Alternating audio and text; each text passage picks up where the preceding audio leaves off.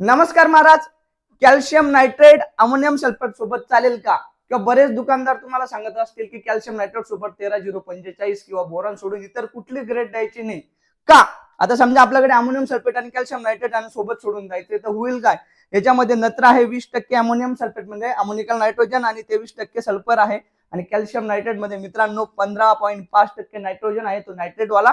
आणि कॅल्शियम जो आहे 18.5%. तर इथे रिएक्शन काय होईल महाराज जेव्हा तुम्ही सोबत सोडाल तर हा नायट्रेट नायट्रोजन आणि अमोनिकल नायट्रोजन एकत्र येऊन जाईल, ते तुम्हाला पिकासाठी काम करेल. ती युरियाची बॅग तुमची तयार होऊन जाईल. म्हणजे किती रुपये देऊन तुम्ही युरियाची बॅग घेताय माहितीये का?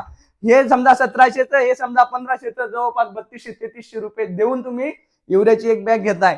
आता इथे काय होईल का म्हणतोय असं? कारण की कॅल्शियम आणि याच्यातला सल्फर तुमचा धुवा होऊन जाईल, त्याचं अलग कॅल्शियम सल्फेट तयार होईल. कॅल्शियम सल्फेट काय? कॅल्शियम सल्फेट म्हणजे भूसुधारक, ज्याला आपण साध्या भाषेत जिप्सम म्हणतो.